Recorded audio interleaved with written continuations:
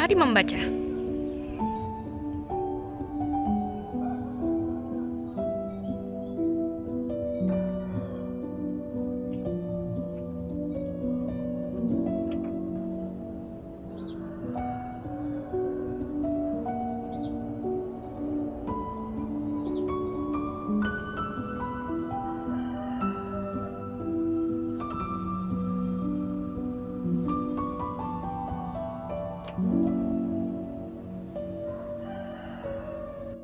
Panik turun, kucingku dikejar kucing jantan kayaknya kan.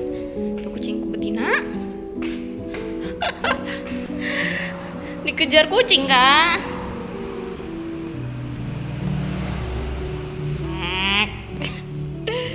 Mas aja. Hai, welcome to New Reading Journey. Jadi ini tadi aku baru bikin review tambahan untuk novel ini. Terus sekalian aja aku mau bikin pembukaan untuk novel berikutnya dari Ziggy Zesia Zeovina Zabriskie yang aku pinjam selain novel yang ini, yang judulnya adalah Pulau Batu di Samudra Buatan. Ini sampai sekarang aku masih berusaha untuk menghafal judulnya. Sebenarnya aku udah cukup hafal hari ini, tapi beberapa hari yang lalu, beberapa hari ke belakang itu kayak, hah? Apa sih? Judulnya gimana sih? Kayak bener-bener sesuatu yang unik gitu loh bagiku. Meskipun ini cuma Pulau Batu di Samudra Buatan, itu kayak di kepalaku itu sulit banget untuk diingat karena memang gambarannya untuk hal ini tuh kayak terlalu asing bagiku. Sama seperti novel sebelumnya yang aku bilang aku tertarik untuk membaca karena memang penulisnya adalah Ziggy Zesia Zeovina Zabriskie yang merupakan salah satu penulis yang membuat aku cukup tertarik karena aku udah baca berapa ya, totalnya sekarang kayaknya 1, 2, 3, 4, 5 sama novel yang ini. Dari sebagian besar novelnya, bukan novel doang sih ya, sebagian besar bukunya tulisannya bagiku unik, menarik, bikin penasaran dan membuat aku cukup berpikir. Seperti yang ini mikir keras, tapi ya udahlah ya, ini bakalan jadi video lainnya. Pokoknya aku nggak mau bahas ini lagi, aku masih pusing sebenarnya untuk membahas yang novel yang itu. Untuk yang ini, sejauh ini loh ya, ini kan menceritakan kisah dari orang-orang yang ada di sebuah hotel. Hotelnya, kan ada bulu kucing. Hotelnya ini cukup tinggi, entah berapa lantai, nggak ditulis di belakang. Pokoknya hotelnya ini adalah hotel yang bertingkat cukup tinggi. Kan ada bulu kucingku, sebentar ya. Jadi cukup tinggi. Terus orang-orangnya yang datang ke hotel itu totalnya ada berapa ya? 87 tamu. Mereka itu terjebak di dalam hotel karena ternyata hotel ini mengalami peristiwa. Sedang ada bencana banjir bandang besar banget. Terus orang-orang di sini tidak bisa keluar. Terus akhirnya mereka itu terjebak di dalam hotel yang pada awalnya mereka itu berkumpul bersama di mungkin lantai-lantai yang agak bawah, karena kan orang-orang kan mulai panik, dan orang-orang yang mulai panik itu mereka merasa bahwa kalau mereka berkumpul bersama mereka akan merasa lebih aman dan nyaman. Jadi mereka itu berkumpul di beberapa lantai bawah. Terus lama-kelamaan ternyata banjirnya itu semakin naik, bahkan sampai di bab yang pertama kita itu langsung masuk ke dalam kejadian di mana orang-orang ini udah mengalami bencana kebanjiran itu sampai ke lantai 7. Jadi di bab pertama itu kita benar-benar langsung ke dalam situasi banjir gitu loh. Nggak ada ceritanya awal banjirnya seperti apa, itu nggak ada. Pokoknya langsung masuk ke dalam situasi chaos ketika banjir udah mencapai ke lantai 7.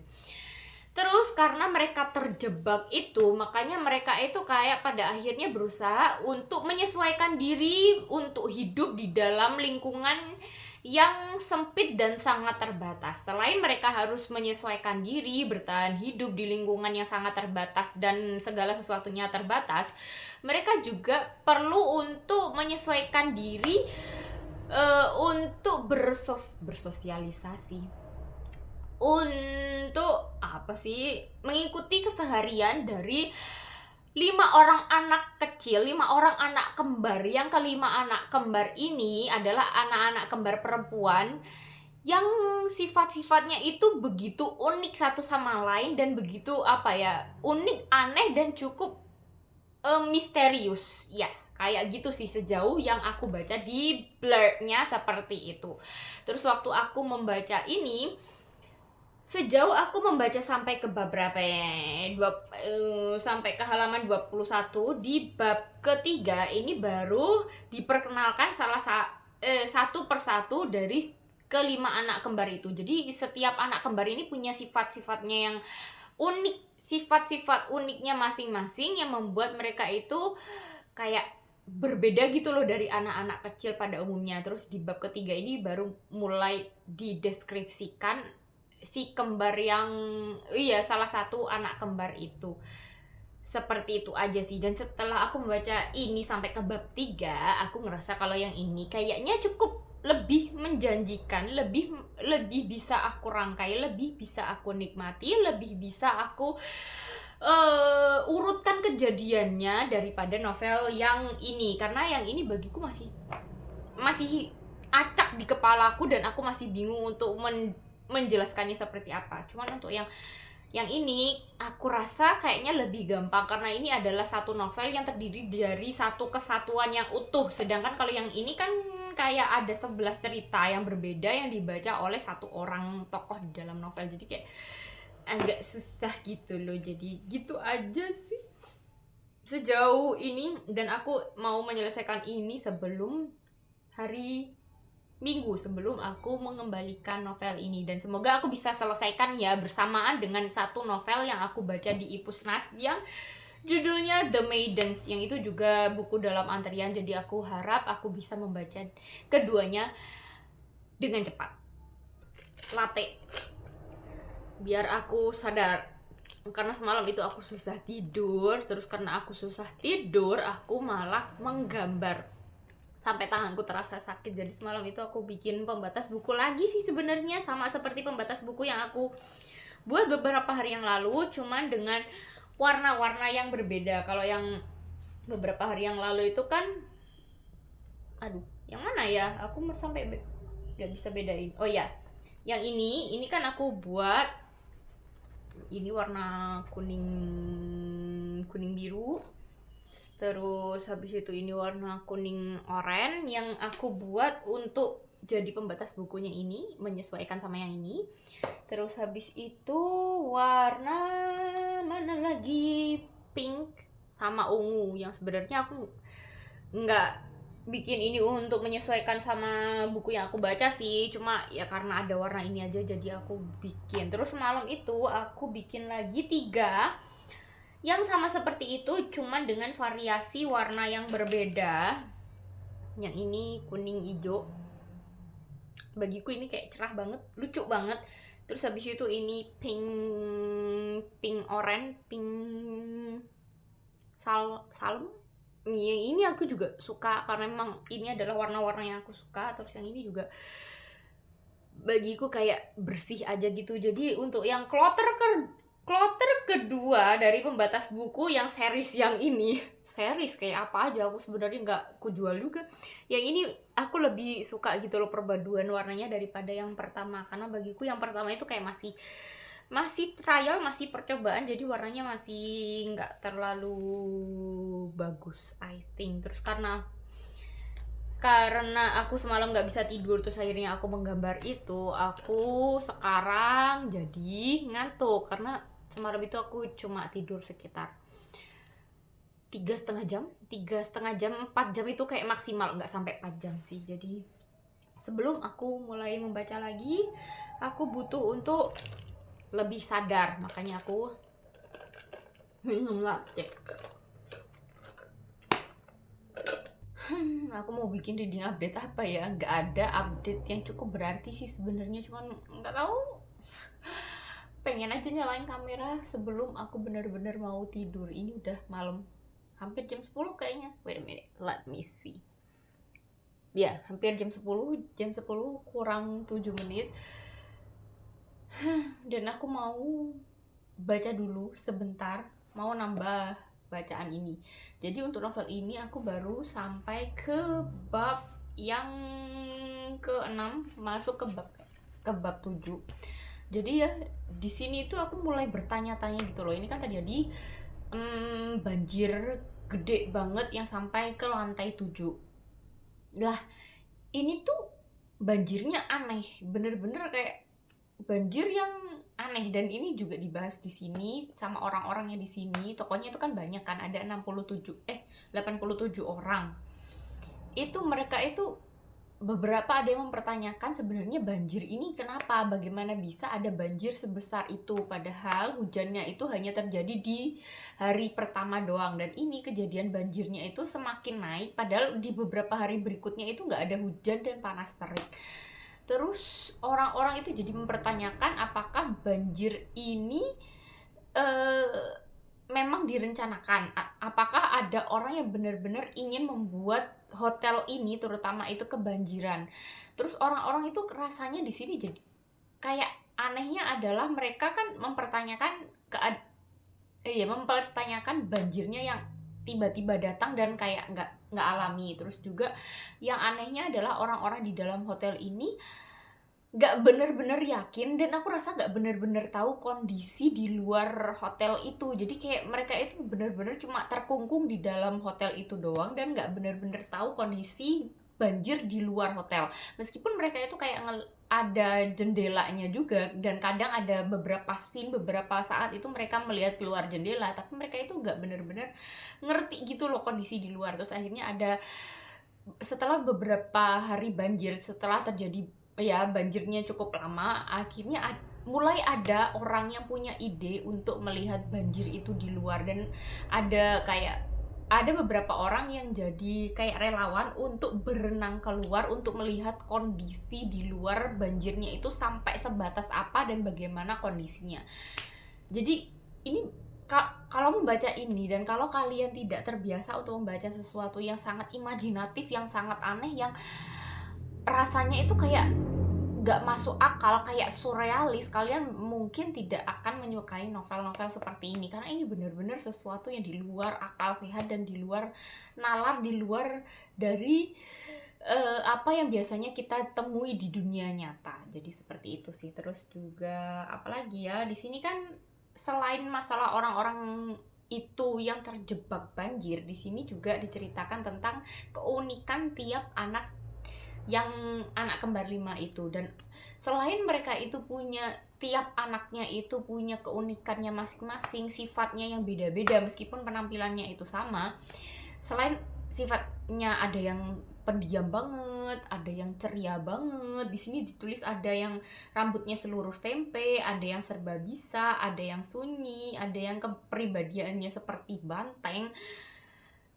Selain sifatnya berbeda-beda, namanya itu juga aneh-aneh gitu loh. Jadi ini kan ada kembar 5. Yang pertama itu ada namanya Skala. Skala itu adalah seorang anak yang serba bisa. Terus juga Skala, siapa lagi? Lupa aku. Ada Kali. Kali itu adalah anak nomor 3 kalau nggak salah, anak tengah. Dan anak tengah ini bener-bener sunyi banget, kayak jarang banget ngomong, dan selalu mengikuti ibunya. Yang di sini juga ada ibunya, namanya Ibu Sai. Yang Ibu Sai itu juga sama anehnya seperti anak-anaknya. Dan anak-anak lainnya selain Skala, Kali, Metro, Suji, terus apa lagi ya satunya, lupa aku. Pokoknya namanya bener-bener bukan nama yang umum gitu loh. Jadi aku mempertanyakan apa maksud dari nama anak-anak kelima anak kembar ini. Yang di sini juga si tokoh utama yang menyebut dirinya aku itu, dia kan sering berkomunikasi dengan anak-anak kembar itu. Dia atau aku di sini, karena aku juga nggak tahu siapa namanya, si aku ini juga mempertanyakan apa alasan dari Ibu Sai itu memberikan nama anak-anaknya yang begitu aneh seperti Skala, Metro, dan lain sebagainya. Itu kayak bukan nama yang umum gitu loh untuk nama anak.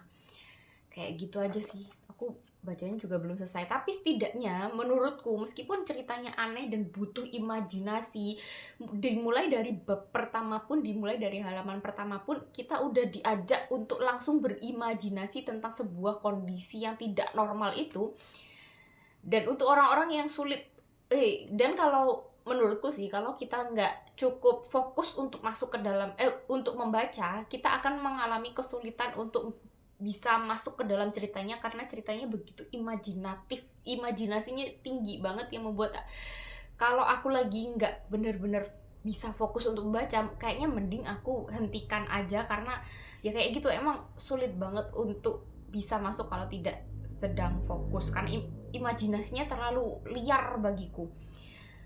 Udah, itu aja sih kayaknya tambahannya, karena emang belum selesai. Oh ya, selain meskipun imajinasinya tinggi, meskipun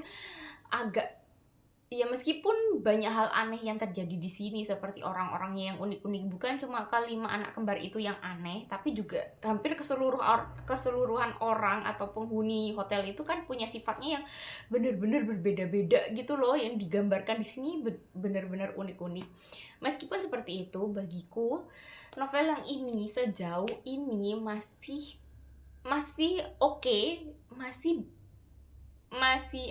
masih oke bagiku untuk aku baca, masih bisa aku tarik ceritanya, masih bisa aku pahami ini ceritanya tentang apa, daripada novel yang sebelumnya yang 3 Dalam Kayu itu, karena ya itu ceritanya lebih acak bagiku untuk 3 Dalam Kayu. Kalau yang ini sejauh ini masih oke, tapi let's see apakah sampai akhir aku masih bisa bilang seperti itu atau enggak.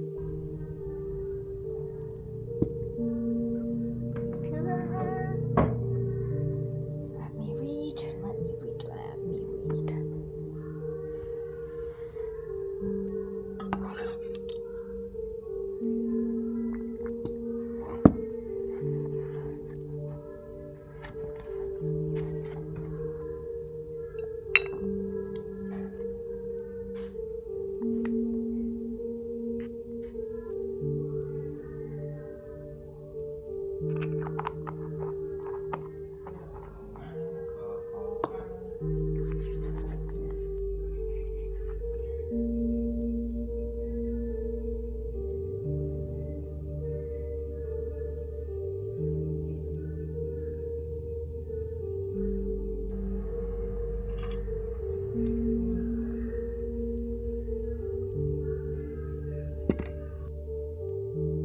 Deket banget.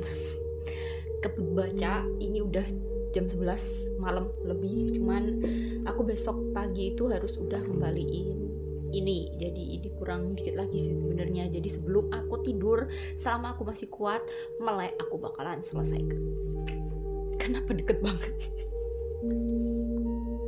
Like this.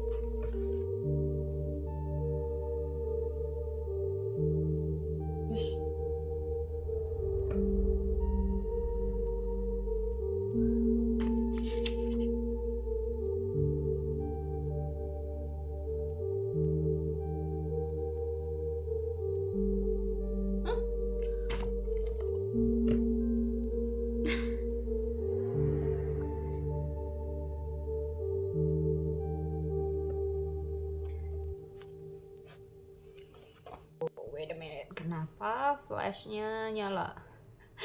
Jadi cerah banget, silau memen, mending dimatikan. Better. Wait. Sedotanku mana ya?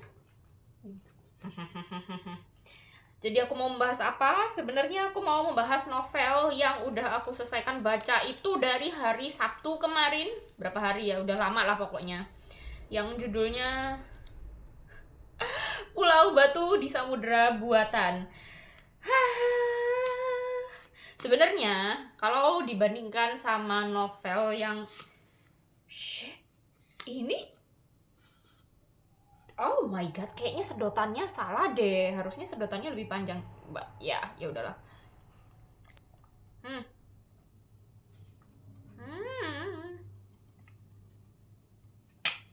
Kan netes-netes. Jadi, bentar. Kan bete. Harusnya sedotannya nggak usah dicopotin. Apa sih? Ada toko-toko yang begitu tuh, heran. Kalau beli kayak minuman gitu, sedotannya kan harusnya nempel gitu ya. Tapi entah kenapa ada beberapa jenis toko yang sedotannya itu dilepasin semua. Terus nanti kalau udah dikasih itu bakalan dikasih sedotannya. Tapi kan kalau kayak gini kan jadi sedotannya itu salah ukuran, bukan seharusnya sedotannya malah dikasih sedotan itu loh. Malah dikasih sedotan yang lain dan ini lebih pendek. Bete.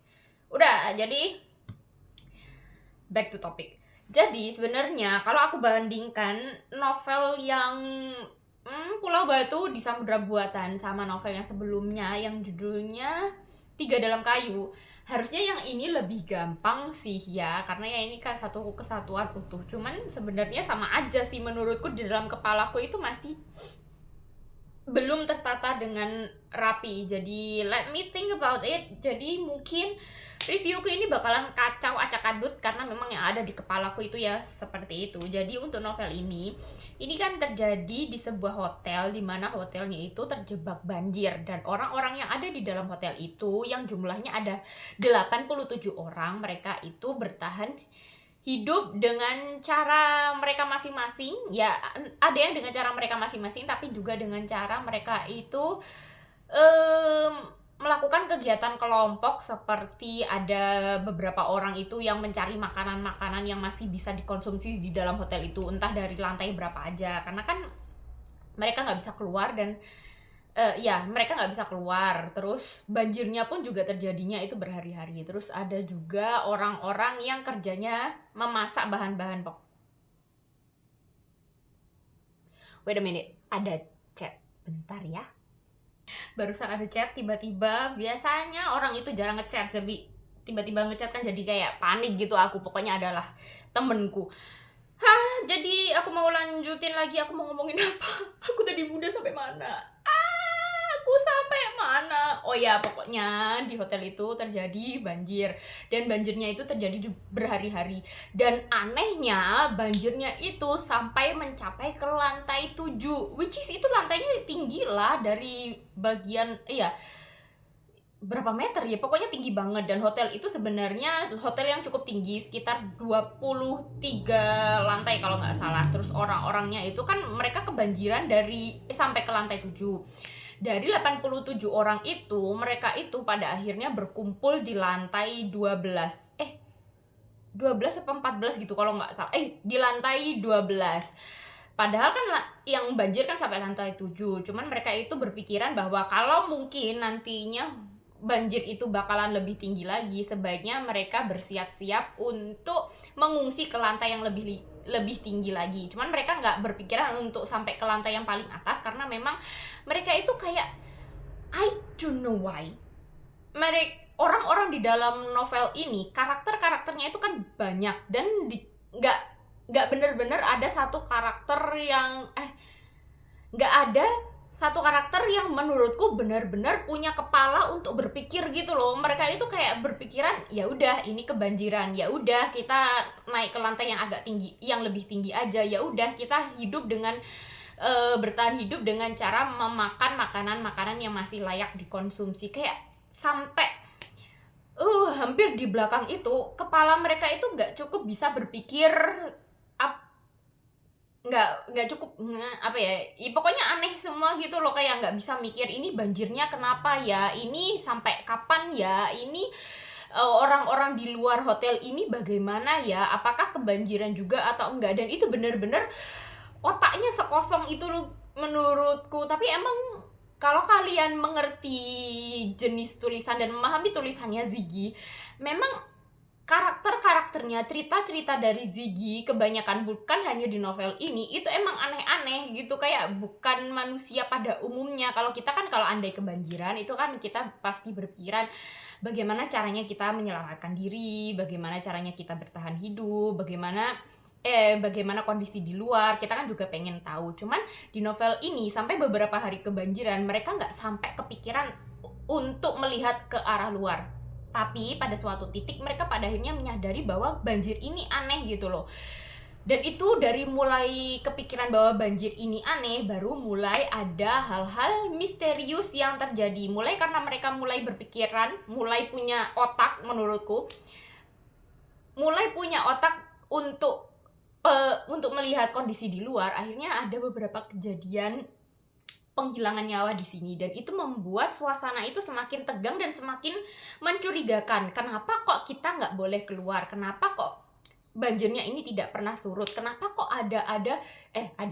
kenapa kok ada korban-korban yang berjatuhan? Dan siapa yang membuat korban-korban ini berjatuhan? Karena berjatuhannya ini tidak terjadi secara alami. Kayak gitu sih, pada akhirnya orang-orang mulai berpikir, tapi pikirannya itu tetap pendek, karena yang cukup punya ide, cukup punya otak, cukup mencurigai situasinya itu juga nggak semua orang yang ada di situ. Padahal kan orangnya cukup banyak, ada 87 orang, yang meskipun pada akhirnya nggak sampai 87 karena ada beberapa korban jiwa. Itu yang berpikir itu disebut sebagai si pemikir atau gimana gitu loh.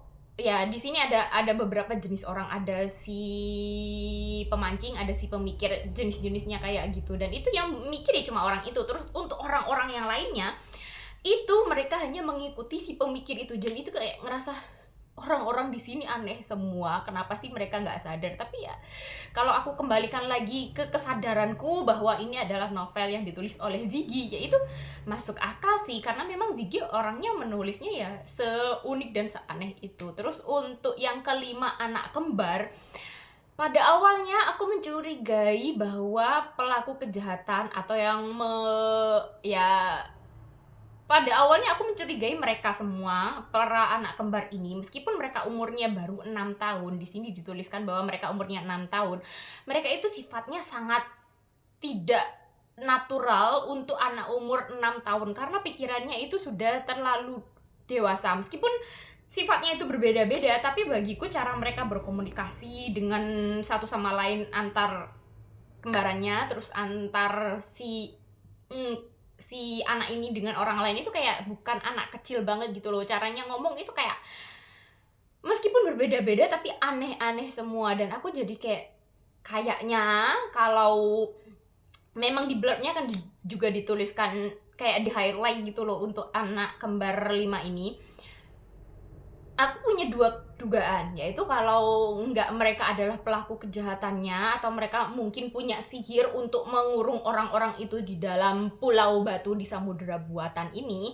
Kalau bukan mereka pelakunya, berarti mereka adalah kunci pemecahan masalahnya. Dan pada akhirnya memang anak-anak inilah yang perlu kalian perhatikan ketika membaca novel ini. Nggak juga sih. Ya pokoknya anak-anak inilah yang pada akhirnya benar-benar jadi tokoh yang penting banget untuk pemecahan masalah. Kenapa hotel itu bisa kebanjiran seperti itu. Dan itu bagiku cukup mengejutkan di belakang. Bukan cukup mengejutkan sih, ya kayak merasa membaca plot twist bahwa anak-anak ini mengetahui sesuatu, merahasiakan sesuatu, tapi sebenarnya gak plot twist juga, karena memang aku sudah benar-benar menduga dari awal bahwa mereka emang berperan gitu loh dalam cerita ini. Mereka adalah peran yang sangat penting di dalam cerita ini. Entah mungkin mereka yang menyelamatkan atau mungkin mereka yang membuat hotel ini kebanjiran. Jadi kayak gitu sih. Kalau kalian mau tahu apa sebenarnya peran dari kelima anak yang aneh-aneh, yang unik-unik, yang sangat berbeda satu sama lain ini, kalian cukup baca novelnya. Meskipun aku sama seperti novel yang sebelumnya, aku tidak terlalu merekomendasikan kalian untuk membaca novel tulisan dari Ziggy Zesia Zeovina Zabriskie kalau kalian tidak cukup terbiasa membaca cerita-cerita yang membuat kalian pusing untuk membacanya, terus untuk merangkai ceritanya dengan baik. Karena ini meskipun ceritanya ini adalah satu cerita utuh, tapi tetap merasa kayak iya, ini kenapa, ini begitu, ini kenapa jadi begitu gitu loh. Ini rasanya benar-benar masih penuh dengan tanda tanya di kepalaku. Terus juga ada satu tokoh di belakang yang aku masih penasaran, entah mungkin otakku yang gak cukup pinter, atau memang ini adalah bukan sebuah plot twist juga ya. Apa ya, mungkin plot twist ketika kita mengetahui siapa sebenarnya si tokoh aku di dalam novel ini. Jadi di novel ini kan diceritakan dari POV-nya si aku. Si aku ketika bertemu dengan orang ini, melihat situasi ini. Jadi ada si tokoh akunya di sini. Cuman memang si akunya ini bukan jadi tokoh utama gitu loh. Jadi